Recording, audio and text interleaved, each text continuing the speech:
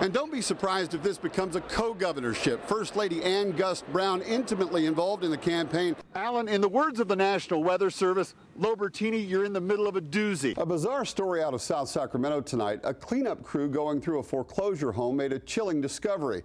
And we're going to zoom in on that green van right there. That's what the suspect was driving. And university employees swear that red brick building over there is haunted. And next to the president himself, Arnold Schwarzenegger's speech may be the most anticipated appearance of this convention. Did you settle for less?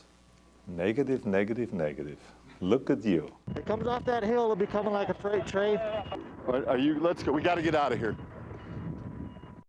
Well, guys, Kevin Smith's Twitter war on Southwest Airlines continues at this hour. This is what his Twitter page looks like over the past couple of hours. And it seems the Hollywood director is all the more steamed because he claims he bought as many as 10 tickets on Southwest in just the past week. I can't even believe I'm having this conversation with you. You know what I'm saying? Like, I know I'm fat, but I'm not fat enough to have this conversation. Kevin Smith followed up 50 angry tweets with an hour-long rant on the internet Sunday night. What's the name of the pilot? And she's like, I'm sorry? I was like, with the pilot who said I was too fat to fly. She's like, nobody said that.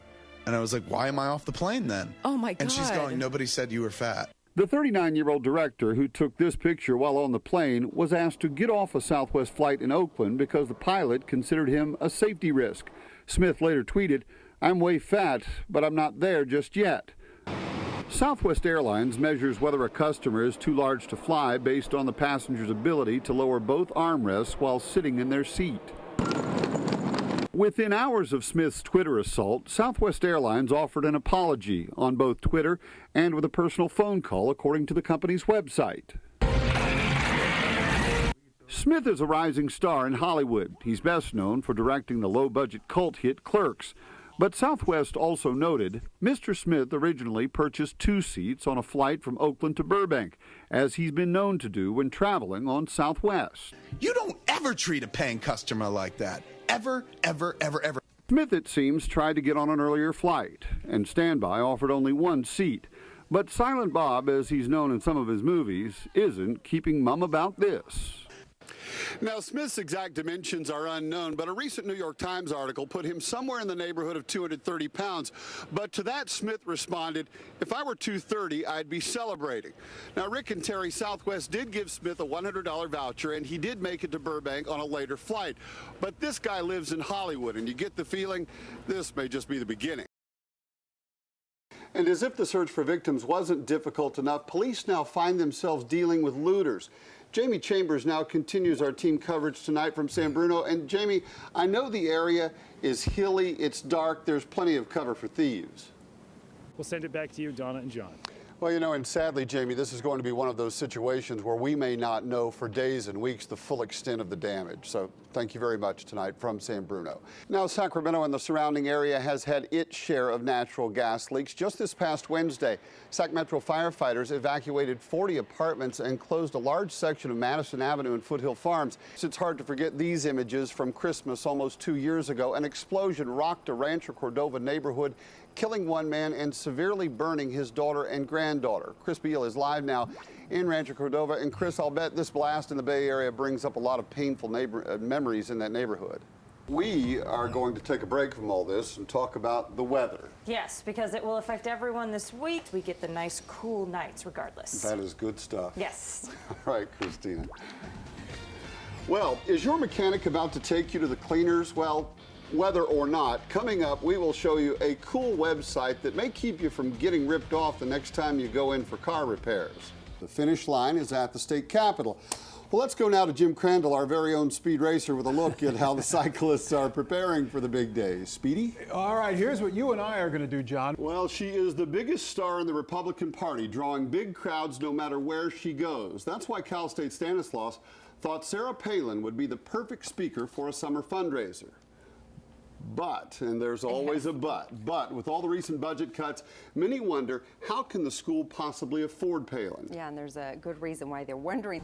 Hello, everyone. We are following some breaking news out of Auburn, where a fire and explosion has forced the evacuation of an apartment complex. It's all happening on Gateway Court at the Auburn Court Apartments. About an hour ago, a neighbor called 911 telling the dispatcher they'd seen an explosion and then someone jumping out of a window. Right now, we know they've evacuated at least part of the complex, and authorities say at least 3 people are injured. Still don't know. Daniel, can you describe the scene at this hour? Have you had to block off streets? What's the situation look like? And John, first I've got to ask you, how does a guy with 2 years in Congress, a Muslim name, and African American win a primary by such a big margin and get your paper's endorsement? Well, we had a chance to talk with him. Well, Barbara, we've come to the Tenderloin on dozens of occasions over a 6-month period dating back to July of last year. Our hidden cameras have documented countless acts of food stamp trafficking, acts the traffickers themselves didn't want you to see, and they didn't much want to talk to us about them either. Excuse me, ma'am, I'm John Lobertini with KPIX TV. You've been using food stamp cards to get cash instead of groceries? No. Amy Kaw may deny she's trafficking in food stamps, but watch what happens when a Channel 5 employee appears to have food stamps to sell. Food stamp? Yeah. Money? Our employee has an electronic benefits card, or EBT. It's the card that now replaces paper food stamps in many California counties. By law, it's for buying food, not to get cash.